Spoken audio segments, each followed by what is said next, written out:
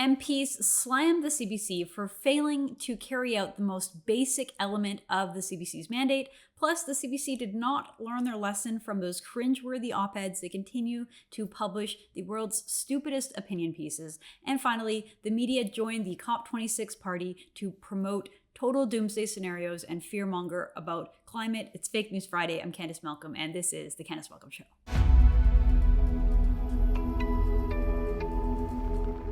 Hi everyone, thank you so much for tuning into the Candice Malcolm Show. I love Fridays. I love our Fake News Friday show. We get to dissect the media, show you all the ways that they're just so bad at their jobs. We usually focus on the CBC, but sometimes other journalists and Canadian media outlets get special recognition, and we have a lot of content to get to. But first, if you are watching this video on YouTube, don't forget to like this video, leave us a comment, subscribe to True North, and hit that little notification bell so that you never miss an episode. If you're watching over on Facebook, don't forget to like this video, share it with your friends, leave us a comment, let us know what you think, or leave us any tips or ideas you have for future episodes of Fake News Friday. If you see any terrible examples of the media out there completely lying or misrepresenting the facts or presenting their opinions as facts, let us know, post it in the comment section so we can get to it. And also don't forget to like our True North page. Finally, if you are listening to the show in podcast form, please leave us a 5-star review if you enjoy the show, and don't forget to subscribe to the Candice Malcolm Show.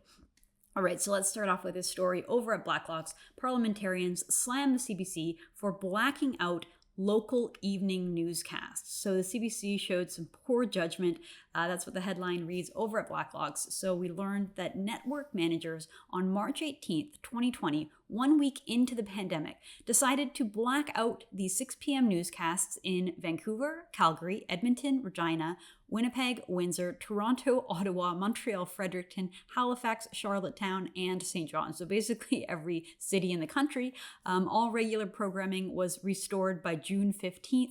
This is the first time the CBC has done this since 1952. So the CBC at the time called it a COVID precaution, but did not explain why cutbacks did not affect the French language services. Okay, so this was only English CBC. I cannot stress how short-sighted this would be in our province given our reliance on local news, said then Liberal MP Scott Simmons of Newfoundland and Labrador, who was the chair of the Commons Heritage Committee. He wrote this in a letter. The lack of understanding and focus as to the proper role of a public broadcaster is deeply concerning, and it brings into serious questioning the judgment of the executives in times of crisis, wrote MP Wayne Easter, then the Liberal MP in Prince Edward Island and chair of the Commons Finance Committee. Easter said the cuts left Prince Edward Island without a local newscast. The CBC, as a condition of their license, promised at least 7 hours of local programming per week. Senator Percy Down of PEI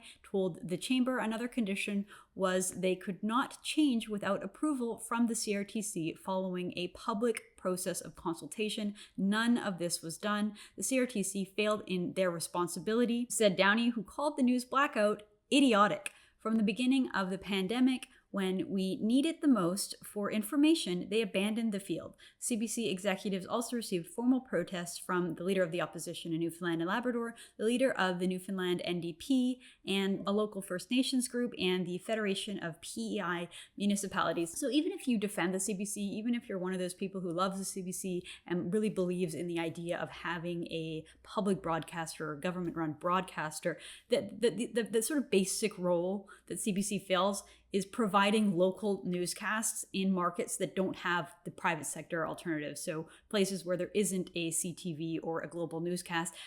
The fact that CBC right in the middle of a pandemic said, yeah, you know what, we're just going to stop doing the news for a couple months here because of COVID. So sorry, you don't get any news. At a time where we're having a global pandemic where people really need the news, where CBC is relied upon in those communities. The fact that CBC would just back out again, what a total joke of a network. What a disgrace. It is so unbelievable that these people get 1.2 billion taxpayer dollars and they don't even know how to run the most basic elements of a newscaster. If there's any reason to defund this network, there it is right there. The fact that they can't even fulfill the most basic aspects of their mandate, it is idiotic. Absolutely, it is idiotic. They didn't follow through with the basic thing that they're supposed to. But of course, it's the CBC, it's the Canadian government. There's no accountability. There'll be no punishment. They get a stern talking to from these parliamentarians. They don't care. They shrug their shoulders, cash your check, move on, do whatever the heck they want. That's the CBC in a nutshell. Okay, moving on. This is a funny story. This was brought to my attention the other day on the program by my colleague Anthony Fury, who reminded me of this editorial piece that the CBC put out. It's an editor's note. It says, "The planet is changing, so will our journalism. CBC News commits to doing even more climate change journalism." So CBC, they're finally going to talk about climate change. CBC is one of the worst offenders when it comes to ratcheting up fear-mongering, promoting this sort of climate anxiety, climate alarmism, doomsday scenarios. Most of the time they don't pan out to anything, but this idea that the planet is going to end if we don't send Justin Trudeau and 300 other delegates to Scotland as part of this climate change conference, the whole world's going to end, basically, in a nutshell. So CBC is already one of the worst offenders, and here they are pledging that their journalism is going to change because they weren't covering climate change enough, and now they want to cover it even more, and somehow that's going to be a substantive change. So I'll read from the piece. It says, "The impact of climate on our changing planet may be the most pressing story of our time. It's an environmental story, yes, but it's also a story about health, the economy, jobs, energy, food, water, security, geopolitics, justice, and equity." Okay, so it's not just, so we're learning here, we're not just going to hear more about the environment, but we're going to hear it in the lens of radical left-wing rhetoric here, like justice and equity. Equity is the idea that we should have equality of outcome, not just equality of opportunity, not just equal treatment under the law, equal recognition. No, when you're talking about equity, you're talking about equal outcomes, and that basically is communism. Everyone has to have the exact same outcome, not about where we start, but it's about where we finish. And so you see it right there in the language that they're really talking about something quite radical here. It says, "No sector will be spared its impact. Climate change will define every aspect of our lives and those of generations to come. Every aspect of our life will be defined by climate change." So that includes your marriage, your kids, your house. Like, we're supposed to believe that every single element of our lives is somehow going to be affected by this. Okay, CBC. So here they say, moving forward, we commit to doing even more. Our pledge is simply that climate change and the endeavors to mitigate its effect will get the sustained journalistic focus and attention they deserve at a time most experts describe as an inflection point for the planet. So again, if we don't send Justin Trudeau to Scotland and 300 other delegates and 400 private planes, if we don't send 30,000 world officials to Scotland, the planet is going to end. But don't worry, these liberals are here to save the planet, and the CBC wants to tell us that that's what they're going to do. I really don't understand the point of this editorial note here, editor's blog. Yes, we know you're obsessed with climate change. Yes, we know you promote climate alarmism. No, that's not a change in your journalism. That's just what you've been doing for a very, very long time, and you're going to continue to do it even more so. So expect more propaganda from the CBC on climate. Again, I don't understand the purpose of this other than maybe it was a slow news day over at the CBC and they wanted content, or they just wanted to pat themselves on the back, or they wanted to share pictures like this of little kids being used as props. These poor kids, I can't imagine how much anxiety they have from people around them telling them that the world is going to end. And if we don't all just completely abandon our modern way of life, give up on cars, airplanes, heating our homes in the winter, all these things that fossil fuels enable, if we don't just kind of give that all up, the planet is going to end. So here we're kind of left with this position, which again is really hard for little kids to understand. It really does promote a lot of anxiety, but the idea is we either abandon our modern way of life, or our planet implodes in a fiery ball of flames, which is a pretty scary proposition, especially for a little kid. So again, just total ridiculousness from the CBC. So if you tuned into last week's show, you know that we covered this really, really silly opinion piece that was published by the CBC CBC only recently started doing opinion pieces. This is something from the last couple of years, but it's really strange because the state broadcaster is there to provide news, and news is different than opinion, right? There's sort of different areas of journalism. You can be an opinion columnist. That's what I do. I write an opinion column for the Toronto Sun. Or you can be a straight news reporter, someone who just provides the news. Of course, the whole trouble with journalism in a nutshell is that the lines between these two types of journalism is really, really blurred. So when you're watching the Candice Malcolm Show, when you're watching True North, when you're reading my columns in the Toronto Sun or on tnc.news, you know my worldview, you know my position, you know the way that I'm going to view a story and the lens that I'm going to use to present the news. The problem is that so many other journalists, every other journalist and every other outlet also has their own worldview. They have their own political opinions, but they lie and they pretend that they're completely neutral. They pretend that they're completely apolitical, but then by the positions that they put out and the way that they talk about different political parties, it's very obvious that they're biased and that it's full of spin and that they're not straight journalists. They're not straight news reporters, but they're dishonest with the public about where they stand. And that's why trust in journalism really is at an all-time low. But again, this idea that the CBC is going to put out opinion, it's really strange because it's the state broadcaster. It's not supposed to be pushing out opinions. It's kind of the purpose of a opinion journalist is to put out strong opinions that some people are going to really disagree with, other people are going to really like. And by virtue of that, you're kind of polarizing or divisive in some ways. And so again, when it's the CBC doing that, it's like, is this the official endorsed position of the CBC? Because if it's controversial, it reflects really badly on the CBC. That's what we had last week with that really strange tirade from an Elections Canada official who believed that all white people and all conservatives were evil, racist bigots. Basically like a paranoid screed about how much she distrusts her fellow Canadians. And it was so bad that the CBC had to actually go out and rewrite it because it was so awful. Well, the CBC didn't learn its lesson. They're continuing to pump out these bizarre opinion pieces. So a couple of note from this week. Here is a piece that says, if you really want to affect climate change, talk to women. And then the subheadline here, it says, it's not that men are useless, it's that women are useful and are more likely to take action. Okay, it's not that men are useless, it's just that women are more useful. Okay, CBC. So let's delve into this piece a little bit. So the basic premise of this piece is that women are more susceptible to climate marketing. And so coming from a marketing perspective, it's better to target women because they're more susceptible to the messages. They're more likely to not know a lot about the issue. And therefore, when you tell them a little bit about the issue, they're more likely to buy into whatever you're saying. In a nutshell, that's what this piece is about. So she says, according to research by Yale Climate Communications, we also know that women are much more likely to be undecided or admit that they don't know about many of Canada's key climate policies, as evidenced by recent polling. For example, in April 2021, a poll by Campaign Research said that women were more than twice as likely across all age groups to say they didn't know whether they supported carbon tax. Men were almost twice as likely to say they strongly oppose the policy across all age groups. She believes that household spending is based on climate change. She says women are much likelier than men to control household spending, which is where the big climate decisions are made. Who should you talk to about getting that new heat pump or energy efficient appliance? The person who is worried about climate and also happens to manage the household budget. So she's saying to focus your energy in promoting climate alarmism at women so that they have more anxiety about the climate, so that they're more worried about the climate, so that they will do what you say. So again, taking a step back, she's basically saying that women are more ignorant on the topic and therefore more persuadable, which doesn't really speak very highly about women or about the tactics of the CBC or people who are pushing climate propaganda.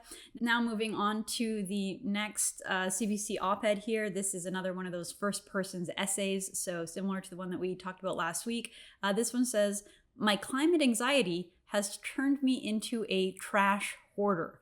And then the person says, in an effort not to be wasteful, I'm creating a bigger mess at home. So again, really just strange things to be promoting over at the CBC. Are we supposed to be like this guy? Really, what he's saying is that all of this doomsday scenario, all this idea of climate alarmism, the planet's going to end if we don't take action right away, is making people go crazy. And this is a pretty good first person account of that. Okay, I want to move on here. So we have the COP26 conference going on over in Scotland. We'll be covering that really closely here on the Candice Malcolm Show.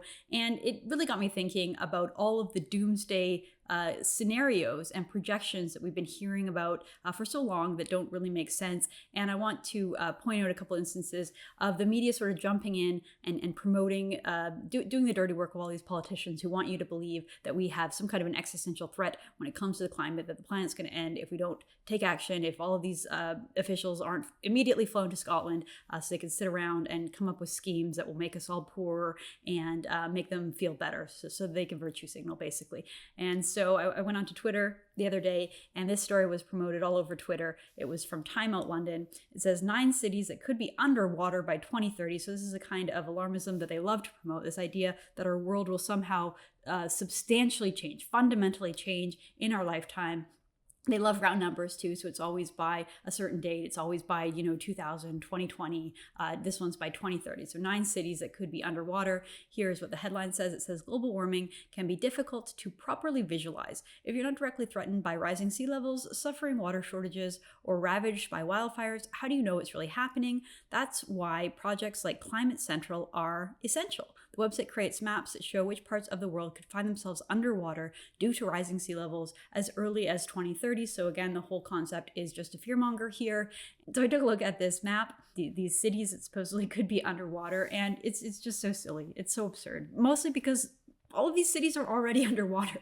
These cities are already underwater. So we'll just keep going on this Twitter thread here. So it says, Amsterdam, Rotterdam, and The Hague sit low, flat, and close to the North Sea. The Dutch are famed for their flood defenses, and it seems the country's dikes, dams, barriers, levees, and floodgates could become even more essential in the years to come. So they're trying to scare us and say that Amsterdam could be underwater. But then it says right here that the Dutch are famed for their flood defenses. And why is it? Why are they famed for their flood defenses? Why are they famed for the country's dikes, dams, barriers, levees, and floodgates? It's because Amsterdam is already underwater.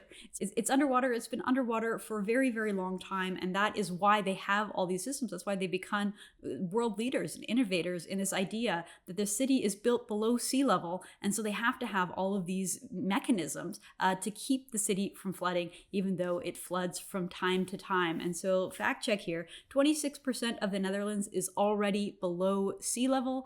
50% of the country is less than 1 meter above sea level. And so because sea level varies by about 1.5 meters high and low tides and during storms, it means that at some times, currently right now, up to 60% of the Netherlands is vulnerable to flooding from the sea. So that's why they have all of these systems, and it's already underwater. So the silly idea that global warming is going to cause the city to flood is absurd. It goes on. Most of the examples are just like this. They found cities that are below sea level, and they say that they're going to be flooded by 2030. Well, yeah, of course, because they're built below sea level.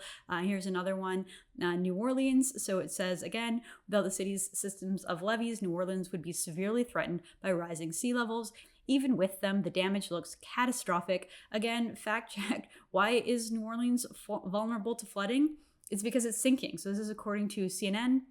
When it was built, New Orleans was barely above sea level, but it was built on loose soil. The drainage system has unintended consequences, and so New Orleans is already underwater and it's sinking, and that's been the case for a really, really long time. So don't sit there and blame climate change. So this is like one rare case where media might actually get it right. Their predictions might actually come true that these 10 cities are underwater in 2030 because most of them are already underwater in 2021. So that one was fine. But I do want to highlight some climate predictions that went horribly wrong. I've covered this before on True North. I've covered it before on the Candice Malcolm Show. But because everyone's out at COP26 pontificating and bloviating about all their climate importance, it's worthwhile to say that human beings are often wrong. Human beings are usually worried about our environment. That's sort of like hardwired in. And for at least the last 50 years, there have been scientists and public intellectuals and world leaders who have claimed that some various threat is going to end humanity, that something that we do,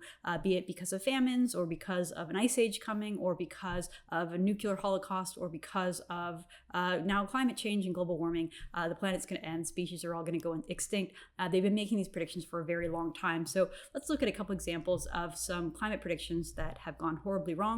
So back in 1978, the Vancouver Sun cited a paper in the Journal of Science, the University of Washington. Researchers predicted that the concentration of CO2 in the atmosphere will have doubled by 2020, and yet the CO2 in the atmosphere hasn't come close to doubling since 1978. So back in 1978, when the article was published, there were 335 parts per million of CO2 in the atmosphere. But in February 2020, the same organization reported that there were 413 parts per million in the atmosphere. That represents an increase of about 23%, a far cry from doubling. Okay, moving on. This is a claim that we have covered on the show before because Al Gore talked about it in his 2006 documentary, An Inconvenient Truth. He predicted that there would be no snow on Mount Kilimanjaro by 2020. This is something that lots and lots of different geologists and environmentalists predicted. According to a geologist at the Ohio State University, Lonnie Thompson said, at this rate, all of the ice will be gone between 2010 and 2020, and that is probably a conservative estimate. And yet, in February 2020, the Times of London reported that the staying power of Mount Kilimanjaro snow defines Al Gore's gloomy forecast. So this prediction apparently helped tourism for Mount Kilimanjaro. The owner of a trekking company called Just Kilimanjaro said that the snow has certainly got my clients talking. Many people have made Kilimanjaro a bucket list priority because of the Al Gore deadline. But when they get there, they're pleasantly surprised to see lots and lots of snow.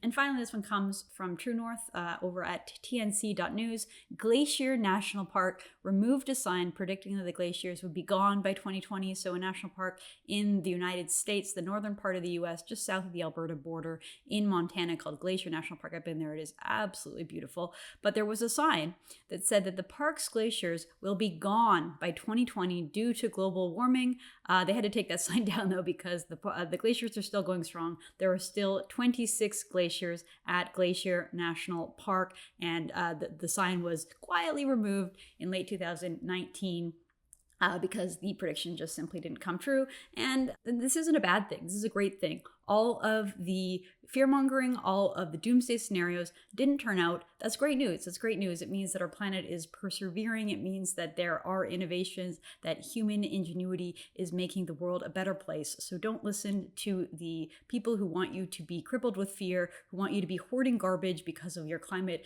anxiety. It's not a healthy way to live. No, the CBC is wrong. Climate change doesn't impact every aspect of our lives. Sure, we should care for the environment. We should do our best to make sure that future generations get to enjoy the natural environment in the same way that we do. We should be committed to preserving the natural environment, to make it clean, to make sure that that we're not doing something to catastrophically damage the planet. But again, all of these doomsday scenarios that are promoted by a hysterical alarmist media do not help. They only make the situation worse. Thanks so much for watching. This is Fake News Friday. I'm Candice Malcolm, and this is The Candice Malcolm Show.